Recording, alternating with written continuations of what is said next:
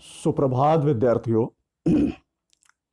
आज हम हिंदी अध्ययनशाला में हिंदी का अध्ययन करने के लिए पुनः उपस्थित हुए हैं। विद्यार्थियों, हम अपनी पाठ्यपुस्तक को 3 भागों में बांट चुके हैं। पहला भाग, दूसरा भाग और तीसरा भाग। पहले भाग के लिए कुछ पाठों का चयन किया गया था, उसी प्रकार दूसरे भाग के लिए कुछ पाठों का चयन किया गया, इसी प्रकार तीसरे भाग के लिए कुछ पाठों का चयन किया गया। पहले भाग के लिए जिन पाठों का चयन किया गया था वह पहला चरण समाप्त हो गया है। अब हम दूसरे चरण के चयनित पाठों को पढ़ेंगे, समझेंगे। दूसरे चरण में जो चयनित पाठ हैं वह हैं क्रम संख्या 1, पाठ 1, वह भारत देश हमारा है। क्रम संख्या 2, पाठ 3, अपशगुन। क्रम संख्या 3, पाठ 4, हिरोशिमा। क्रम संख्या 4, पाठ 5, सोना। क्रम संख्या 5, पाठ 7, हम पंछी उन्मुक्त गगन के। क्रम संख्या 6, पाठ 14, कबीर रहीम के दोहे। क्रम संख्या 7, पाठ 18, वसंत गीत। इस प्रकार द्वितीय चरण में जिन पाठों का चयन किया गया है उनकी सूची आपके सामने स्क्रीन पर उपस्थित है। पहले भी ये क्रम आपको बताया जा चुका है, ठीक है। आज दूसरे चरण के क्रम में पहला पाठ वह भारत देश हमारा है, इसको पढ़ेंगे। पाठ वह भारत देश हमारा है के रचनाकार श्री शंभू प्रसाद श्रीवास्तव हैं।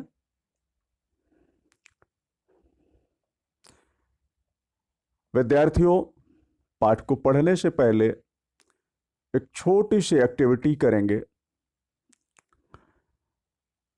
यहां आप एक चित्र देख रहे हैं, इसी प्रकार आपको कुछ अन्य चित्र और देखने को मिलेंगे।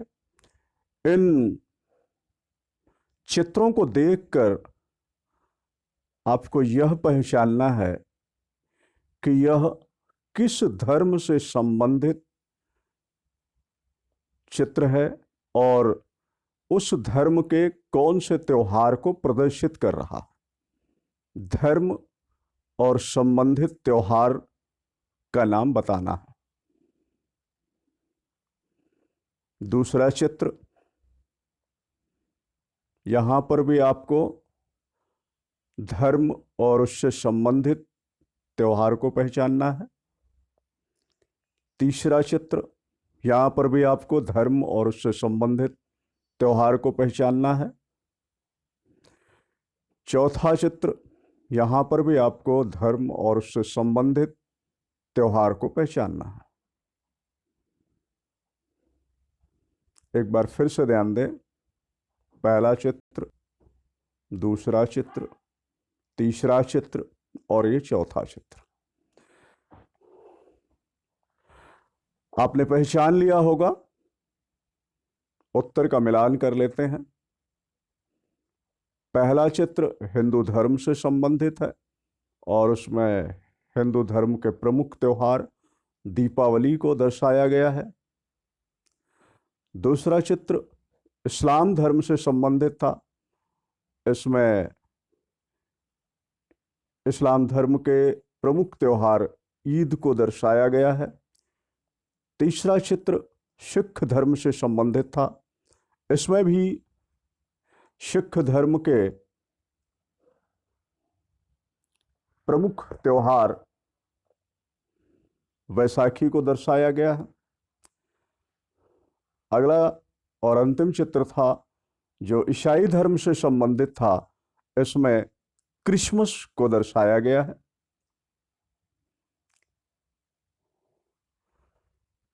पुनः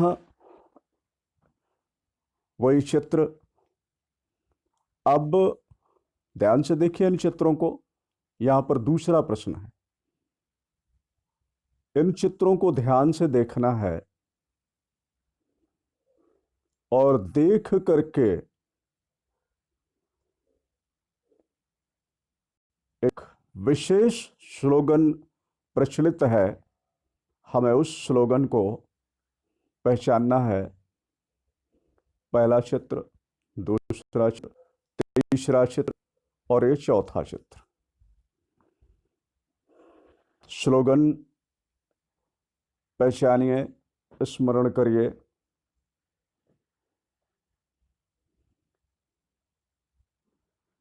शायद सबने स्लोगन समझ लिया होगा। उत्तर आपके सामने है, मिलान करें। हिंदू, मुस्लिम, सिख, ईसाई, आपस में सब भाई भाई। बहुत ही प्रचलित स्लोगन है ये। एक बार पुनः आप वही चित्र देख रहे हैं, तो यहां पर पुनः एक नया प्रश्न है। चित्र ध्यान से देखिए। इन चारों चित्रों को देखकर आपको यह बताना है कि हमारे देश भारत की क्या विशेषता है। इन चारों चित्रों को देखकर आपको यह बताना है कि हमारे देश भारत की क्या विशेषता है। स्मरण कर लिया होगा, उत्तर का मिलान करें। हमारे देश भारत की विशेषता यह है कि हम यहाँ विभिन्न धर्मों के अनुयायी होकर एक साथ मिलजुल कर प्रेम पूर्वक रहते हैं। इसलिए कहा जाता है अनेकता में एकता, हिंद की विशेषता। यानी हमारे देश भारत की विशेषता है कि हम विभिन्न धर्मों को मानने वाले हैं, लेकिन फिर भी एक होकर एकता के सूत्र में बंधकर एक साथ अपने देश में प्रेम से रहते हैं।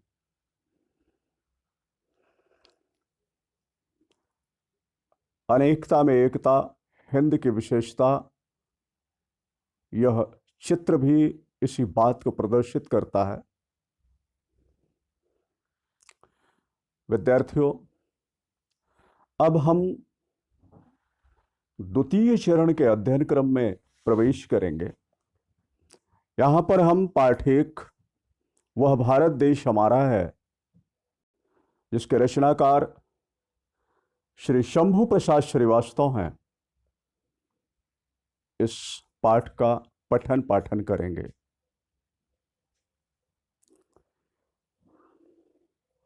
पाठ को पढ़ने से पहले कुछ प्रश्नों के उत्तर आपको देना है। प्रश्न आपके सामने है, उत्तर आपको स्मरण करना है और मेरे द्वारा उत्तर बताए जाने पर उनका मिलान कर लेना। भारत देश में कितने राज्य हैं? भारत देश में कितने राज्य हैं? भारत देश में 28 राज्य हैं। हमारे देश का राष्ट्रीय गीत कौन सा है? हमारे देश का राष्ट्रीय गीत कौन सा है? स्मरण कर लिया होगा, हमारे देश का राष्ट्रीय गीत वंदे मातरम है। भारत देश में मनाए जाने वाले किन्हीं 4 प्रमुख धार्मिक पर्वों के नाम बताओ। तो ये तो बहुत आसान है, अभी आप लोगों ने चित्र के माध्यम से देखा भी, जाना भी। बताया जा सकता है दीपावली, ईद, बैसाखी और क्रिसमस। धार्मिक पर्व धार्मिक का मतलब होता है धर्म से संबंधित, और पर्व का मतलब होता है त्योहार, किसी विशेष धर्म से संबंधित त्योहार। अगला प्रश्न है, भारत देश में मनाए जाने वाले किन्हीं दो राष्ट्रीय पर्वों के नाम बताएं। राष्ट्रीय पर्व, धार्मिक पर्वों को धर्म विशेष के लोग ही मनाते हैं। राष्ट्रीय पर्वों को समस्त देशवासी एक ही दिन एक साथ मिलकर मनाते हैं। तो राष्ट्रीय पर्व कौन कौन से हैं? राष्ट्रीय पर्वों में सबसे प्रमुख है स्वतंत्रता दिवस। उसके बाद दूसरा राष्ट्रीय पर्व है गणतंत्र दिवस। स्वतंत्रता दिवस हम प्रत्येक वर्ष 15 अगस्त को मनाते हैं। गणतंत्र दिवस प्रत्येक वर्ष 26 जनवरी को मनाया जाता है। अगला प्रश्न है, वह भारत देश हमारा है कविता के रचनाकार कौन हैं? वह भारत देश हमारा है कविता के रचनाकार श्री शंभु प्रसाद श्रीवास्तव हैं।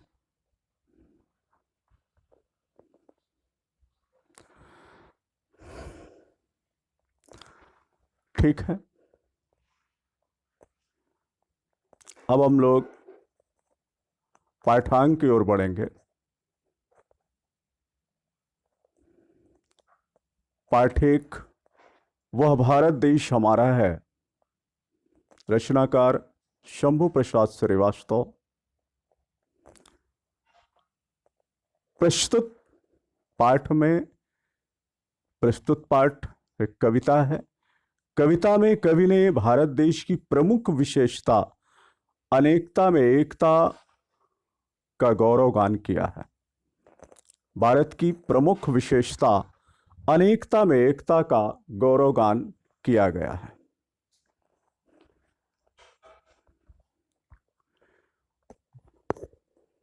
कविता की पंक्तियों पर ध्यान दें। पाठ्यपुस्तक खोलें। वंदन है जिस वसुंधरा की माटी स्वर्ग समान, कोटि कोटि संतानें मां की सब हैं एक समान। भाई रे मत भूल इसे तू अपने को पहचान, एक हृदय है एक प्राण है भारत देश महान। जन गण मन में जहां एकता का बजता एक तारा है, वह भारत देश हमारा है। कविता की इन पंक्तियों के माध्यम से कवि हमारे देश, भारत की माटी, भारत की मिट्टी, भारत की धरती को स्वर्ग के समान वंदनीय बता रहे हैं। कविता के माध्यम से कवि हमें यह बता रहे हैं कि भारत माता की करोड़ों संतानें हैं और वो सब एक समान है। कविता के माध्यम से कवि हमें यह बता रहे हैं कि हमें इस बात को नहीं भूलना चाहिए, हमें अपने इस पहचान को नहीं भूलना चाहिए कि हम सब भले अलग अलग हैं लेकिन एक हृदय और एक प्राण है। भारत देश में रहते हुए एक हृदय और एक प्राण होकर महान भारत देश में रह रहे हैं। जनगण मन में जहाँ एकता का बजता एक तारा है, जहाँ प्रत्येक व्यक्ति के मन में एकता का ही एक तारा बज रहा है, वह भारत देश हमारा है। प्रस्तुत कविता के माध्यम से कवि भारत भूमि की वंदना कर रहे हैं, वंदना करना चाहते हैं। उस भारत भूमि की वंदना करना चाहते हैं जिसकी मिट्टी स्वर्ग के समान है, जिसके करोड़ों करोड़ों संतानें सब एक समान हैं, सभी का एक है, जिससे एकता का गीत गूंजता है। कवि भारतवासियों को संबोधित करते हुए कहते हैं कि भाई, तुम इसे मत भूलना और स्वयं को पहचानो कि यह भारत देश हमारा है।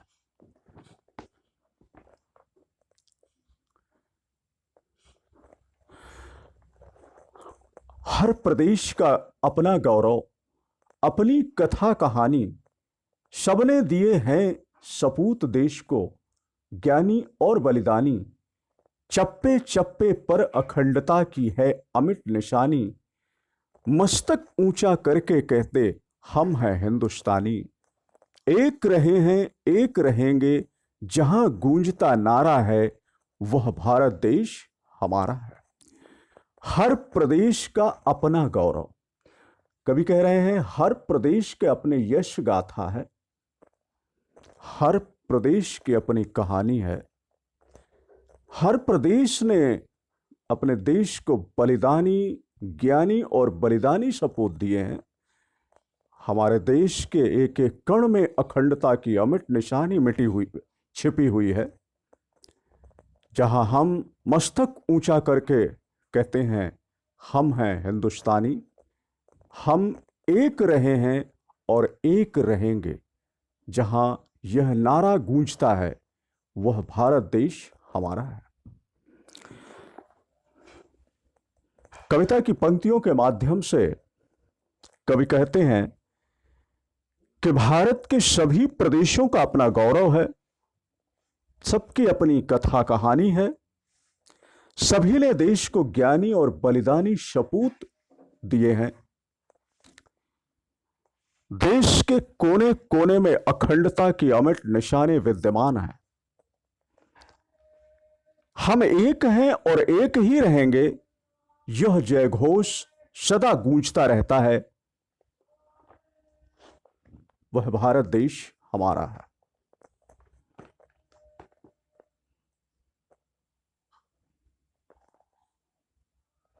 अगली पंक्तियां हैं।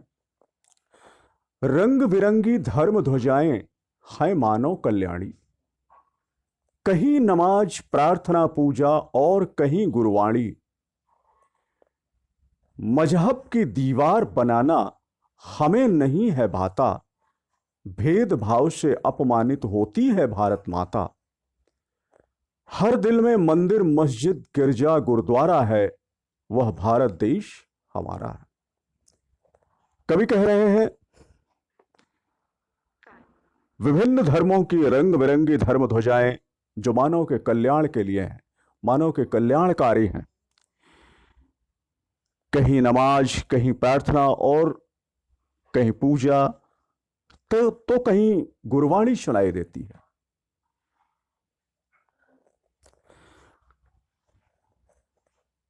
धर्म के नाम पर बट जाना हमें नहीं आता है। हमको यह अच्छा नहीं लगता है कि हम धर्म के नाम पर अपने आप को बांट लें, क्योंकि इस भेदभाव से हमारी भारत माता अपमानित होती है। हमारे हृदय में मंदिर मस्जिद गुरुद्वारा गिरजा गिरजाघर सबके लिए सम्मान है, वह भारत देश हमारा है। इस प्रकार कविता के इन पंक्तियों के माध्यम से कवि ने भारत की विभिन्नताओं को एक सूत्र में संगठित हुआ बताया है, और विश्व में हमारी यही पहचान है। विभिन्न प्रकार के धर्मों को मानने वाले लोग भारत में एकता के सूत्र में बंधकर प्रेम, सद्भाव और भाईचारे के साथ रहते हैं। इस प्रकार कविता की पंक्तियां संपन्न हुई। अब हम लोग अगले क्रम में बढ़ेंगे। कविता को पढ़ने के बाद यहां पर कुछ प्रश्न हैं जिनके उत्तर आपको देना है। अब आप पुस्तक बंद कर सकते हैं पुस्तक बंद करके इन प्रश्नों के उत्तर दें तो बहुत अच्छा रहेगा। पहला प्रश्न है, हम किसका वंदन करते हैं?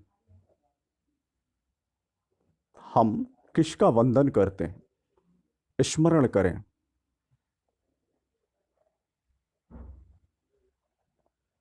कर लिया होगा। हम भारत भूमि का वंदन करते हैं, जहां की माटी स्वर्ग के समान है। हम उस भारत भूमि का वंदन करते हैं। अगला प्रश्न है, यहां कौन सा एक तारा बचता है? उत्तर स्मरण करें।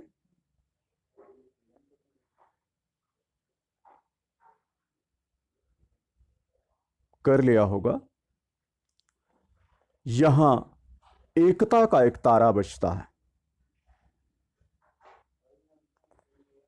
अगला प्रश्न है, सभी प्रदेशों ने क्या दिए हैं? सभी प्रदेशों ने क्या दिए हैं? उत्तर स्मरण करें।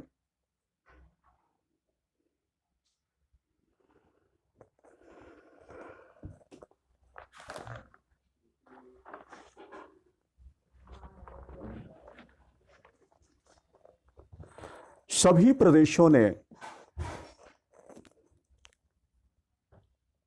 देश को ज्ञानी और बलिदानी सपूत दिए हैं।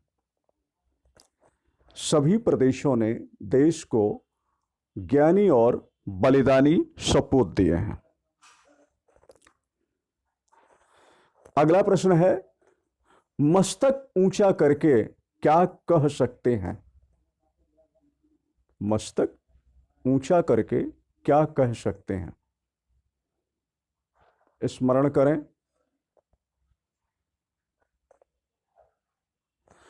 मस्तक ऊंचा करके कहते हैं, हम हैं हिंदुस्तानी।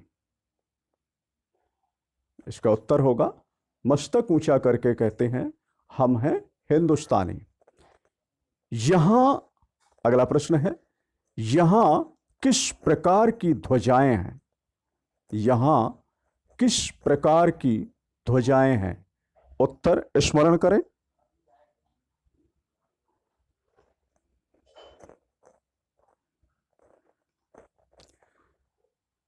उत्तर है, मिलान करें, यहां विभिन्न धर्मों के रंग बिरंगी ध्वजाएं हैं, या यहां पर रंग बिरंगी धर्म ध्वजाएं हैं।